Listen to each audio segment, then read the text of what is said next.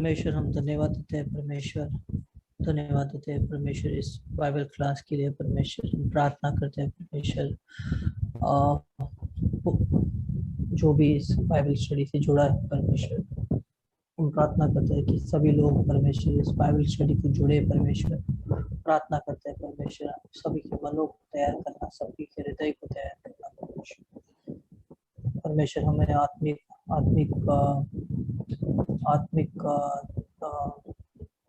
Spiritual हम लोग आत्मिक ही ध्यान देना परमेश्वर, ताकि हम परमेश्वर आत्मिक रूप से परमेश्वर हम इस जीवन को जिए परमेश्वर, इस जीवन को चले परमेश्वर। आपका सोच, आपका विचार परमेश्वर हम हर वक्त परमेश्वर लेके चले परमेश्वर। आज जो भी रास्ते पे हम आगे बढ़े परमेश्वर, तो हमारे अब मार्गदर्शन करना परमेश्वर। हम हमारे जो हम बोले परमेश्वर वो आत्मिक रूप में हो परमेश्वर, लोगों को छुए परमेश्वर और लोग परमेश्वर विश्वास पाए परमेश्वर। आपकी महिमा करते हैं, आपकी स्तुति गाते हैं परमेश्वर, आपका नाम को ऊंचा उठाते हैं परमेश्वर। ये बाइबल स्टडी और लेनिन को परमेश्वर आपके हाथों में सौंपते ही प्रार्थना यीशु मसीह के नाम से करते हैं,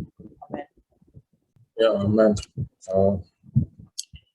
आज हमारा बाइबल स्टडी में हमने लास्ट क्लास, पिछले क्लास में मत्ती 13 हमने देखे थे। तो मत्ती 13 में वो कैसे अलग अलग भूमि में बीज बोए थे और उसका कैसे फल हुआ, शैतान कैसे कार्य किया, और उसके बाद फिर गेहूं का बीज और जंगली बीज उसका दृष्टांत देखे थे। आज भी और दृष्टांत देखेंगे मत्ती 13 से, ठीक है। मत्ती 13 में हम मतलब पूरा 7 दृष्टांत है मत्ती 13 में। तो यीशु मसीह ये सब दृष्टांत बता रहे हैं अपने शिष्य लोगों को। और पहला 4 सिद्धांत ऐसा है, बाकी लोग भी हैं, और लास्ट अंतिम 3 दृष्टांत ऐसा है, यीशु मसीह अपने चेले लोग को ही बता रहे हैं। तो अभी तीसरा दृष्टांत आज देखेंगे। तो मत्ती 13 में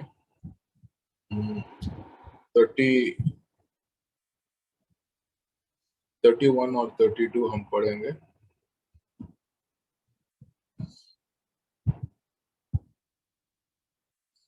तो हिंदी बाइबल में ऐसा लिखा है कि उसने उन्हें एक और दृष्टांत दिया कि स्वर्ग का राज्य राई का एक दाने के समान है, जिससे किसी मनुष्य ने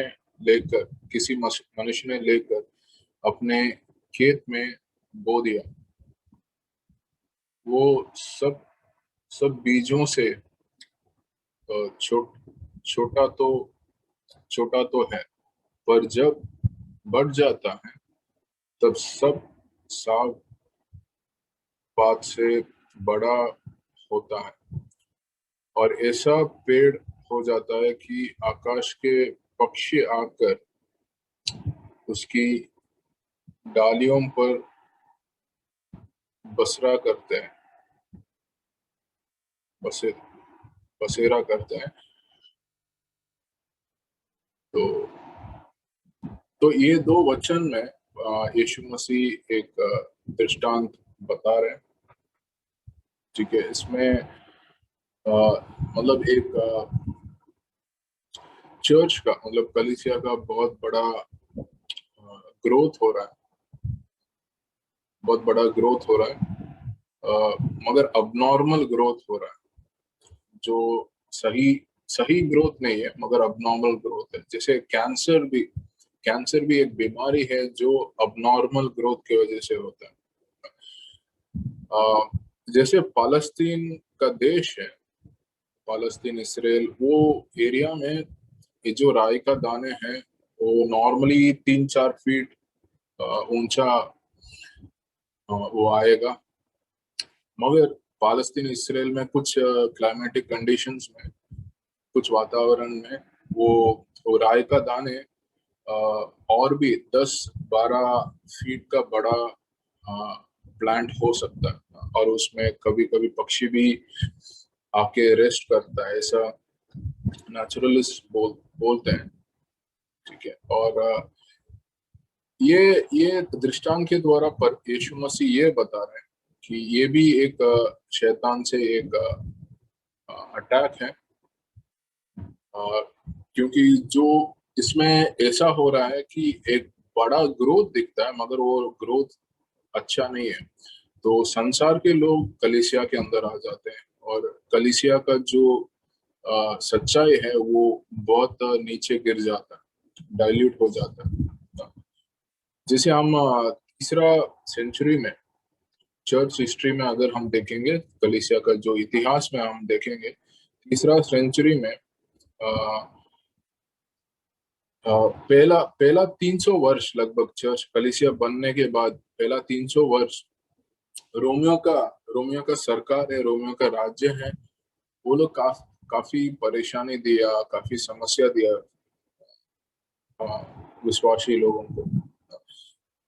और 312 वर्ष में, मतलब ये यीशु मरण होने के बाद 312 वर्ष में एक रोमियो का एम्परर था, जो राजा जैसे, उसका नाम कॉन्स्टेंटिन है। वो क्या बोला, मैं भी मसीह बनना चाहता हूँ करके। उनका विश्वास सही है, सच्चा है नहीं है मालूम नहीं, मगर वो मैं भी मसीह बनना चाहता हूँ। और वो पूरा उनका जो राज्य है उसका जो धर्म मसीह धर्म बना दिया। उस वजह से, क्योंकि राजा मसीह बन गया, तो काफी लोग संसार के लोग मसीह बनना चाहते थे, क्योंकि उस समय मसीह मतलब क्रिश्चियन बनना तो काफी बेनिफिट्स मिलता है, उनको अच्छा स्टेटस होता है सोसाइटी में। तो उस वजह से काफी लोग जो संसार से कलीसिया के अंदर आ गए थे। और उस समय जो बिशप होते थे रोम का, उनका काफी लैंड्स मिलता था, काफी पावर था, और उसके द्वारा ही कैथोलिसिज्म आया, रोमन कैथोलिसिज्म आया, जो बिब्लिकली मतलब बाइबल से थोड़ा दूर हट गए उन्होंने, और उसको एक ऑर्गेनाइजेशन जैसे हो गया, एक ऑर्गेनाइज्ड रिलीजन जैसे हो गया। तो हम ये बड़ा ग्रोथ होता है, मगर ये सही ग्रोथ नहीं है, सच्चा ग्रोथ नहीं है। और उसमें फिर कलीसिया और संसार का मिलावट हो जाता है, जो कलीसिया के लिए अच्छा नहीं है। तो बाहर से दिखता है अच्छा ग्रोथ हो गया, मगर जो पक्षी, ये इधर जो पक्षी जो बेटा है, वो राय का दाना का पेड़ में, वही पक्षी है जो आ, वो बीज को रास्ते से लिया था ना, पहला दृष्टांत में।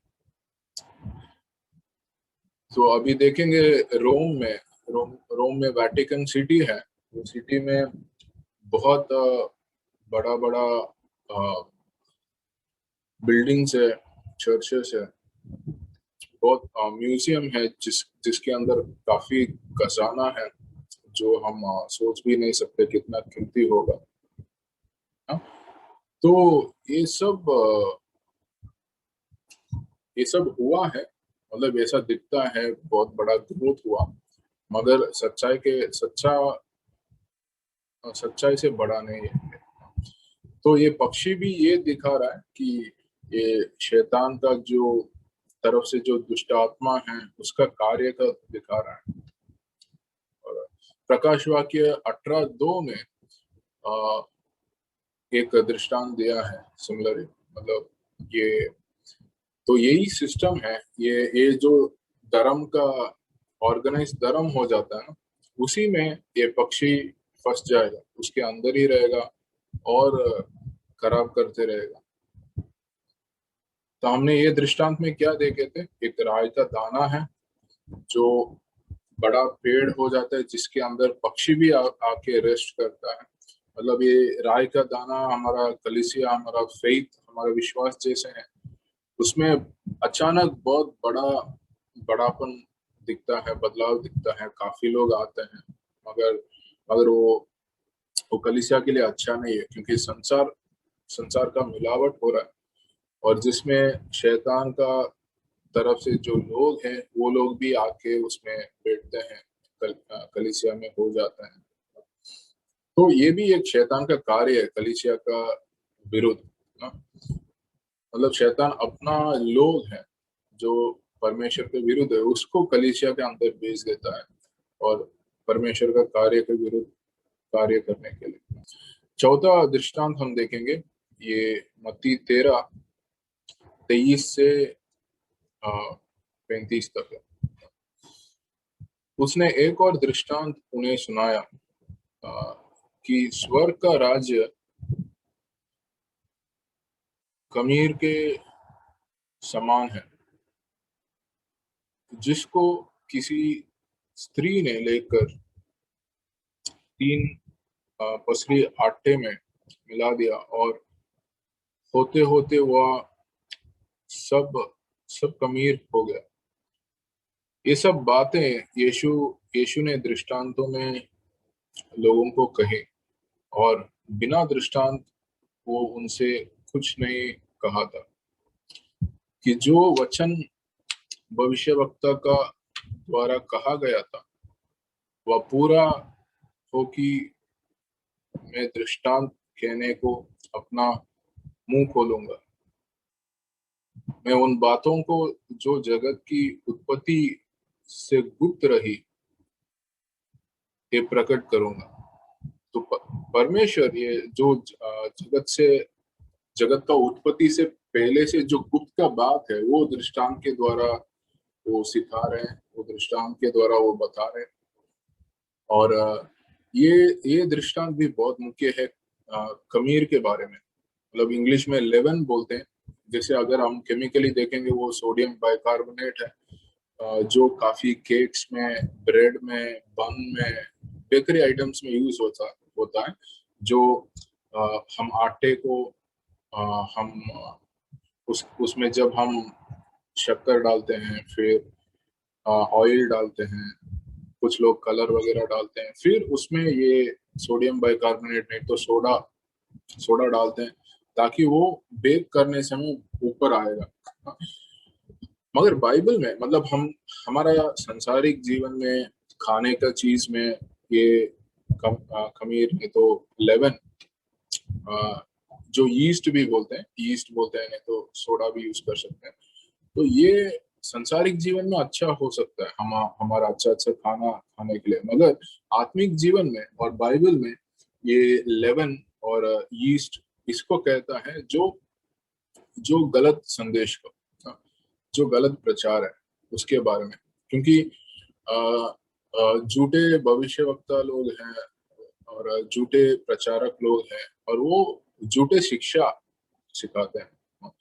और वो शिक्षा क्या करते हैं जो बाइबल के अनुसार नहीं है और हमारा मन को ऊंचा करता है, हमारा हम सबको ऊपर उठाता है जो और ये झूठे शिक्षा का काम है।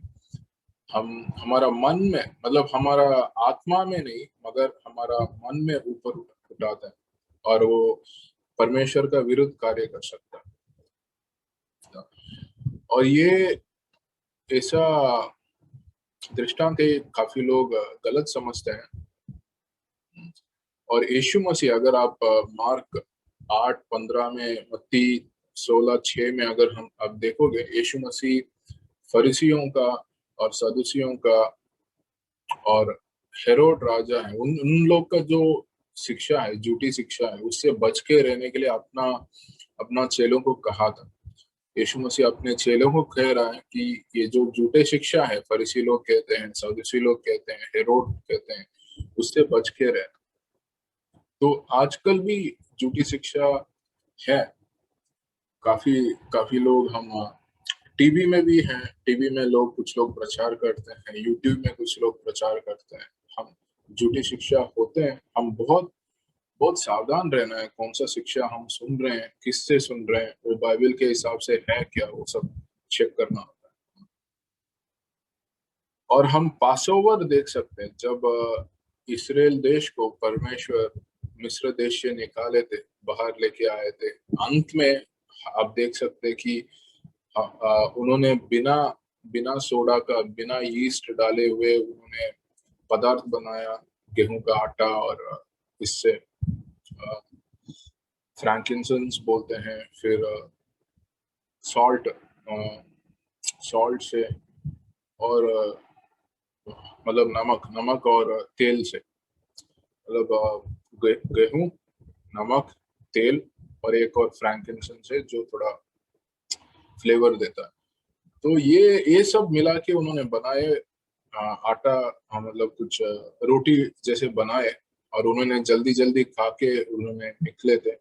और वो हर साल पास ओवर फीस्ट बनाते हैं। वो परमेश्वर हमें कैसे मिस्र देश से हमें लेके आए, उसको यादगार करने के लिए हर साल इसराइल यहूदी लोगों को परमेश्वर बोला था, आप लोग पास ओवर मनाना है। और अभी भी जब पास ओवर इसराइल का लोग मनाते हैं, उनका रोटी में जब रोटी वगैरह बनाते हैं, नहीं तो बेक्ड आइटम बनाते हैं खाने के लिए, उसमें यीस्ट नहीं तो सोडा नहीं मिलाते। तो हम ये दृष्टांत में क्या देख रहे हैं कि झूठी शिक्षा है, झूठी प्रचारक है, झूठी भविष्यवक्ता लोग है, उससे हम बच के रहना। और वो अगर हम सुनते हैं, वो वो वो यीस्ट जैसे, सोडा जैसे काम करता है, हमारा मन को ऊपर लेके आता है, मगर हमारा आत्मा परमेश्वर से दूर हो सकता है। तो पहला जो 4 दृष्टांत है, ये जैसे हमने पहला देखा जो किसान है और बीज बो रहा है पिछले क्लास में, उसके बाद गेहूं का बीज और जंगली बीज का हमने दृष्टांत देखा, और आज 2 दृष्टांत देखे थे हम। एक जो राई का दाने का, जो बड़ा प्लांट जैसे हो जाते हैं, मगर वो संसार चर्च के अंदर मिलावट हो रहे हैं, बड़ा ग्रोथ है मगर अच्छा नहीं है चर्च के लिए।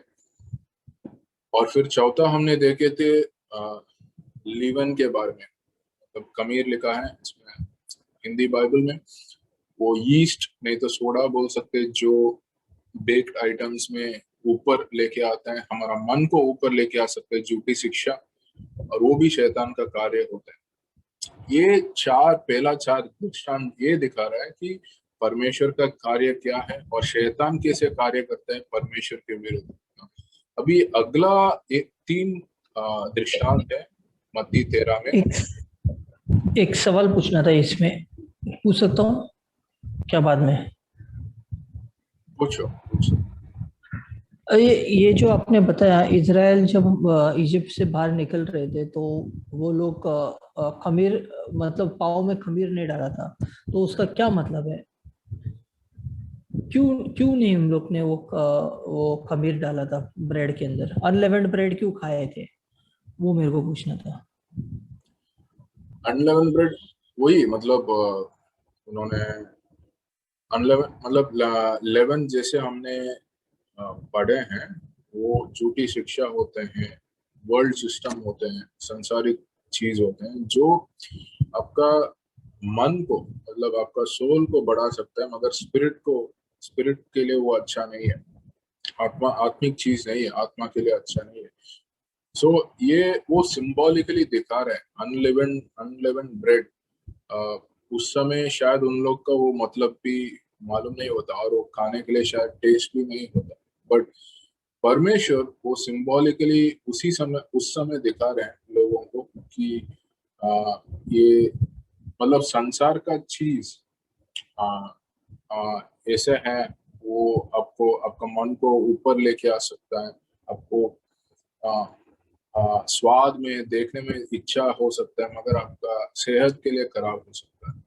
अगर परमेश्वर का सच्चाई है, और शायद वो देखने में और स्वाद में शारीरिक तौर से अच्छा नहीं होता, मगर वो आत्मिक भोजन है। मैं ये बोल सकता हूँ, वो एक सिंबॉलिकली परमेश्वर पहले ही दिखाया। जैसे जैसे अब्राहम ईसाक को मारने के लिए कहा परमेश्वर ने, मगर मारा नहीं, उनके लिए एक दूसरा बलिदान दिया। तो वो बाद में हमें दिख रहा है, जैसे यीशु मसीह इसहाक के जगह है और उन्होंने मारा और वापस जिंदा हुआ। तो वैसे ही ये एक एक सिंबॉलिक चीज है जो परमेश्वर पहले ही दिखा रहा है। तो और नया ओके नया या ऐसे भी ओके ओके, थैंक्स।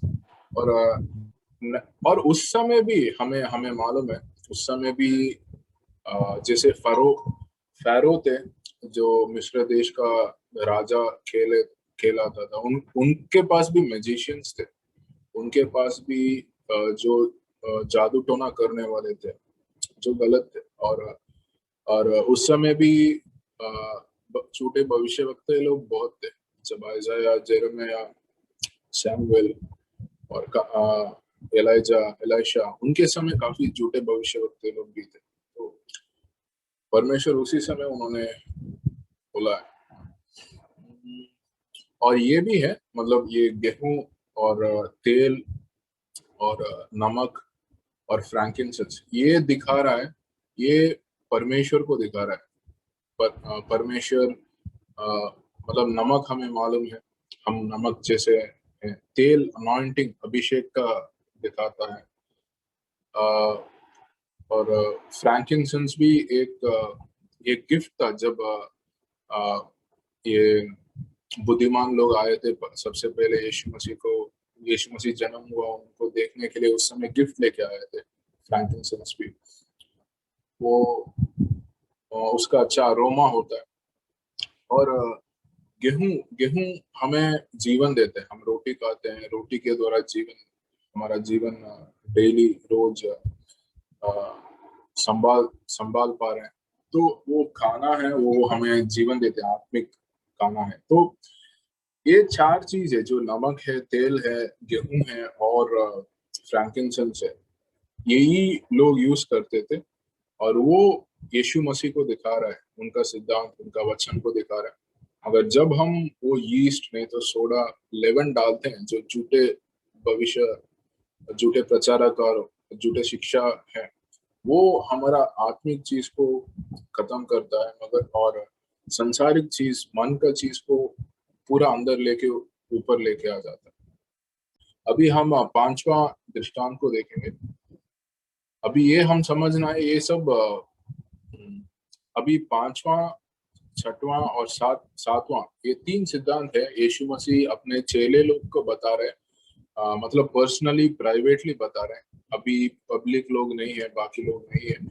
और दूसरा, इधर यीशु मसीह बता रहा है, पहले चार सिद्धांत में ये था कि परमेश्वर का कार्य को कैसे शैतान तकलीफ लेके आ रहा है, कैसे शैतान विरुद्ध कर रहा है।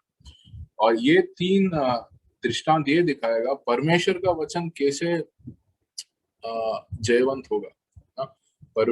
शैतान का कार्य है, फिर भी परमेश्वर का वचन कैसे उसको शैतान का कार्य को नाश करके जयवंत होगा, उसके बारे में। सो मत्ती 13:44 पढ़ेंगे। तो हम जब गॉस्पल्स का क्लास देख रहे हैं, हम हर वचन को देख नहीं पाएंगे, क्योंकि हर वचन देखेंगे तो हमें बहुत लंबा 2 साल भी हो सकता है। हम मुख्य पंक्ति को देखेंगे जो मुख्य है, ताकि हम क्लास को समय में हम कर पाएंगे। और 44 वचन अगर हम पढ़ेंगे, स्वर्ग का राज्य खेत में छुपे हुए धन के समान है, जिससे जिसे किसी मनुष्य ने पाकर पाकर छुपा दिया और मारे आनंद के जाकर और अपना सब कुछ बेचकर उस खेत का मोल लिया। हाँ, इसमें बहुत अच्छा दृष्टांत है, बहुत गहराई समझ है ये दृष्टांत में। इसमें हाँ, आप देख सकते हैं, एक बड़ा खेत है और उसमें एक बचाना है, छुपे हुए धन है। हाँ, खजाना नहीं तो छुपे हुए धन है। और वो एक मनुष्य ने जान लिया इस एक खेत के अंदर एक बहुत बड़ा खजाना है, ये तो जो छुपे हुए हैं, वो पहले बाहर देख रहा है, उसको वापस दफना रहे हैं, अंदर डाल रहे हैं और वापस छुपा रहे हैं। फिर वो वही मनुष्य क्या कर रहे हैं, उसके पास जो भी धन है, संपत्ति है, वो सब बेच रहा है और वो खेत को खरीद रहा है। हम्म, इसमें हम ये समझना है, ये जो खेत है, ये खेत संसार है, पूरा संसार है, पूरा दुनिया है। और वो जो छुपे हुए धन है, नहीं तो खजाना है, वो इसराइल को दिखा रहा है, इसराइल को दिखा रहा है। और जो मनुष्य हैं, जिस वो खेत से वो छुपे हुए धन को देख रहे हैं, वापस दफना रहा है, वापस छुप के रख रहे हैं और फिर खरीद रहे हैं, वो यीशु मसीह है, मसीहा है। तो इसराइल देश पहले परमेश्वर का चुना हुआ देश था ना। वो धन को परमेश्वर देख रहा है और वो चुनाव कर रहा है अपना कार्य करने के लिए। मगर इसराइल ने क्या किया, इसराइल परमेश्वर को देखने के बावजूद, उनके साथ समय बिताने के बावजूद वो जान नहीं पाया, परमेश्वर यीशु मसीह को इनकार किया, उन्होंने रिजेक्ट किया। और यीशु मसीह को जैसे रिजेक्ट किया, वो यीशु मसीह उसको मतलब परमेश्वर इसराइल को एक समय के लिए अलग अलग रखा है, तो वापस दफनाया गया। वो धन देख लिया, फिर वापस खेत के अंदर दफनाया गया। अभी परमेश्वर क्या कर रहा है, अभी परमेश्वर कलीसिया के द्वारा काम कर रहा है। कलीसिया के द्वारा जो इसराइल करना था, वो पूरे सुसमाचार पूरे दुनिया को बताना है, वो कलीसिया कर रहा है। अभी यीशु मसीह जैसे वो मनुष्य अपने पास जो भी चीज था, सब चीज बेच दिया, ऐसे यीशु मसीह उनका पूरा जीवन दिया हमारे लिए। और उस और वो खेत और जमीन पूरा दुनिया है, वो पूरा दुनिया को वो खरीद रहा है। तो यीशु मसीह अपना लहू बहाकर क्रूस में, और उनका लहू के द्वारा उनका जीवन दे के हमारा पूरा दुनिया को खरीद रहा है। हम सबको खरीद रहा है। उनका अ, हमारा सब पाप का दंडन भी लिया है। तो हम यूहन्ना 3:16 में भी देख सकते हैं ना। मतलब परमेश्वर पूरा दुनिया को प्रेम कर रहा है, पूरा संसार के लिए उन्होंने मरा है। मगर और वो खेत में ही वो धन छुपा हुआ है, वो खजाना छुपा हुआ है। परमेश्वर पूरा खेत को खरीद रहा है, फिर वापस वो धन को वो निकाल रहा है। सो इसराइल अभी छुपा हुआ है। और जब परमेश्वर वापस आएंगे, यीशु मसीह वापस आएंगे और 1000 वर्ष का राज्य होगा, उस समय इसराइल वापस दिखेगा। इसराइल वापस दिखेगा। और उससे पहले जब ट्रिबुलेशन टाइम होगा, मतलब परिस्थिति का समय होगा, 7 वर्ष का, 1000 वर्ष का राज्य से आने से पहले 7 वर्ष का परिस्थिति होगा। उस समय इसराइल का लोग, वो 1,44,000 लोग है, वो सब इसराइल का लोग होते हैं। अलग अलग 12 जाति का 12,000 का लोग होते हैं, हर जाति से। वो सब पूरे दुनिया में सुसमाचार बांटेंगे। और 2 विटनेसेस होते हैं, 2 गवाह लोग होते हैं, वो भी पूरा परमेश्वर का सुसमाचार बांटेंगे, अलग अलग तरीके इस्तेमाल करके। तो इसराइल वापस वो धन खेत से निकाला जाएगा। मतलब इसराइल वापस परमेश्वर का इस्तेमाल में आएगा, वो 7 वर्ष का परिस्थिति का समय में। तो वो ये दृष्टांत दिखा रहा है ना। तो इसमें हम देख सकते हैं, एक खेत है, खेत पूरा संसार है, और वो जो मनुष्य उसका सारे बेचकर वो खेत खरीद रहा है, वो यीशु मसीह है, मसीहा है। और जो छुपा हुआ धन है वो खेत में, वो क्या है, इसराइल है। तो हर दृष्टांत में वो जो चीज है, वो अलग अलग चीज को दिखाता है। वो हम समझना, अलग अलग दृष्टांत में अलग अलग होते हैं। हम छठवां दृष्टांत देखेंगे, एक मनुष्य है और एक पर्ल है। पर्ल है जो बहुत मूल्य है। हम 2 वचन पढ़ेंगे मत्ती 13 में 45 और 45 और 46। 45 में फिर स्वर्ग का राज्य पर परमेश्वर ये दृष्टांत कह रहा है स्वर्ग का राज्य के बारे में। तो यीशु मसीह अपना चेले लोग को प्राइवेटली मतलब व्यक्तिगत रूप से कह रहा है। फिर स्वर्ग का राज्य एक व्यापारी के समान है जो अच्छे मोतियों की खोज में था। जब उसे एक बहुमूल्य मोती मिला तो उसने जाकर अपना सब कुछ बेच डाला और उससे मोल ले लिया। तो एक व्यापारी है जो बहुमूल्य मोती का खोज कर रहा है और जब उसको मिला ये बहुमूल्य मोती मिला, वो अपना सारे संपत्ति सब कुछ बेच कर वो क्या कर रहा है, वो मोती को खरीद रहा है। तो इसमें ये पहले हम मोती के बारे में थोड़ा सुनेंगे। जब जो सागर है, सागर का सबसे नीचे मोलस्क होते हैं। मोलस्क इंग्लिश में है, ये कुछ क्रिएचर्स है जिसका अंदर थोड़ा रेती जा सकता है कभी कभी। और जब रेती जाता है उसका मांस में होता है, वो जो प्राणी है उसका मांस में वो रेती जाके फंस जाता है और वो प्राणी को अच्छा नहीं लगता ये रेती, और नहीं तो छोटा छोटा पत्थर का टुकड़ा हो सकता है। और वो क्या करता है, कुछ सेक्रीशन करता है, अपना अपना मांस से कुछ सेक्रीशन करता है और वो रेती को नहीं तो छोटे पत्थर का टुकड़े को ऊपर वो सेक्रीशन बार बार हो जाता है और काफी साल के बाद वो क्या बन जाते हैं, एक मोती बन जाते हैं जो कुछ लोग अंदर डाइव करके वो लेके आते हैं और वो काफी आ, आ, काफी पैसे में मूल्य हो सकता है उसका साइज के हिसाब से और उसका कितना शाइन कर रहा है, वो अलग अलग पैरामीटर्स है ना। इसमें हम ये देख रहे हैं कि वो प्राणी के अंदर कुछ आ, वो कुछ कष्ट दे रहा है, पेन दे रहा है और उसके द्वारा और काफी समय वो पेन झेलने के द्वारा वो मोती बन रहा है उसके अंदर और जो बहुमूल्य हो रहा है। और मोती एक सिंबल है सिद्धता का ना?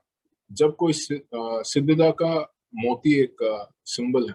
तो इस दृष्टांत में आ, वो व्यापारी कौन है जो मोती को ढूंढ रहा है, जो मोती को, वो व्यापारी है वही परमेश्वर है, यीशु मसीह है। और ये जो सागर है, सागर दुनिया है और वो मोती कलीसिया है। बड़े सागर है और और परमेश्वर हमें वो सागर से अलग कर रहे हैं और हम और ये कलीसिया बहुत बहुमूल्य है और सिद्ध है। कलीसिया को परमेश्वर सिद्ध करता है अपना लहू के द्वारा। और जैसे हम कलीसिया मोती जैसे बहुमूल्य है और सिद्ध होते हैं। और वो मोती कैसे बन रहा है, कष्ट के द्वारा। और हमारा मसीह जीवन में कष्ट है, कष्ट का जीवन है।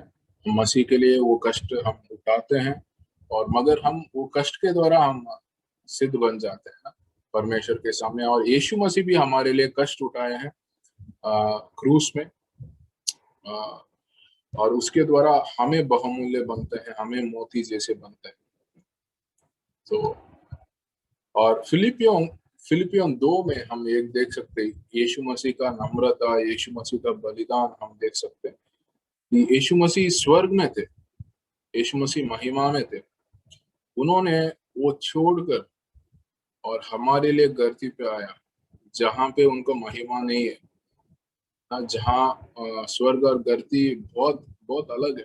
तो मतलब एक राजा एक भिखारी बना, जैसे एक बेगर बना, ऐसे हम बोल सकते हैं एक वर्णन देने के लिए। तो यीशु मसीह बहुत बड़ा महिमा को छोड़ के, अमीरता को छोड़ के उन्होंने हमारे लिए गरीब बना, हमारे लिए छोटे बना, ताकि हमें हमें प्रेम में अमीर बन सके, हमें विश्राम में अमीर बन सके, खुशी में अमीर बन सके और उनका उनका राज्य में आ सके। तो वैसे ही हमारा जीवन, मसीह का जीवन में भी कष्ट होगा, हमारा मसीह का जीवन में भी नीचे गिरना हो सकता है, हमारा महिमा, हमारा जो जरूरी चीज छोड़ना हो सकता है, और उसके द्वारा कुछ लोग हमारा बाकी लोग का आत्मिक जीवन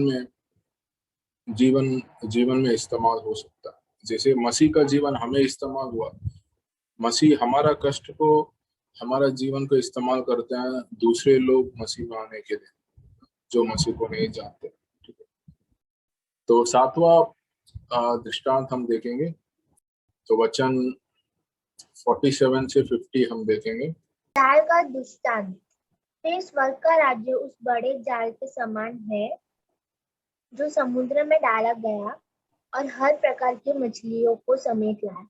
और जब जाल भर गया तो मछुए उसको किनारे पर खींच लाए और बैठकर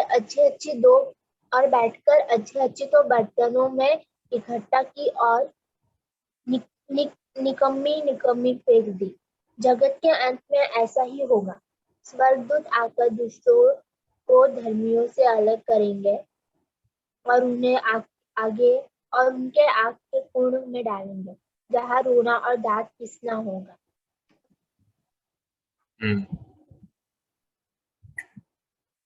तो ये दृष्टांत है, ये 7वां दृष्टांत है। यीशु मसीह अपने चेले लोग को व्यक्तिगत रूप से कह रहे हैं। इसमें कुछ लोग हैं जो मछली पकड़ने के लिए जाल डाल रहे हैं और काफी मछलियां पकड़ पा रहे, मगर कुछ मछली अच्छे हैं, कुछ मछली अच्छे नहीं हैं। जो अच्छे मछली को कहाँ डाल रहे हैं? अपना खाने के लिए, नहीं तो बेचने के लिए भर रहे हैं, और जो अच्छे मछली नहीं है उसको फेंक रहे हैं। तो ऐसे क्या बोल रहे हैं, एक समय होगा कि कुछ लोग जो परमेश्वर के सामने धार्मिक है वो लोग अनंतकाल जिएंगे, परमेश्वर के साथ रहेंगे, और कुछ लोग जो परमेश्वर के सामने धार्मिक नहीं है वो लोग नरक में फेंके जाएंगे, नरक में उनका अनंतकाल जीवन होगा। और ये दृष्टांत में जैसे ये अंत समय का दृष्टांत है, जब काफी लोग मतलब अंत समय में जब परेशानी के वो 7 वर्ष भी होता है, उसके पहले अंतिम दिनों में काफी सुसमाचार प्रचार किया जाएगा, काफी लोग कलीसिया में आ सकते, काफी लोग यीशु को ग्रहण कर सकते, मगर फिर भी उसमें झूठे लोग होंगे, झूठे विश्वासी होंगे, झूठे प्रचारक होंगे, और सच्चाई विश्वासी लोग होंगे। तो वो मछली ये है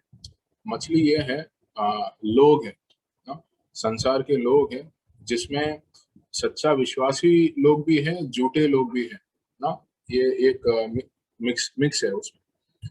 और जाल है, सुसमाचार है, जिसके द्वारा वो मछली को पकड़ा जा रहा है, लोगों को पकड़ा जा रहा है, लोगों को परमेश्वर के पास लेके आता है वो जाल। और स्वर्गदूत है, लोग हैं जो वो अच्छा मछली और जो मछली ठीक नहीं है उसको निकालते हैं, परख रहे हैं। अच्छा मछली को परमेश्वर के पास स्वर्ग में डाला जाएंगे, अनंतकाल जीवन उधर होगा।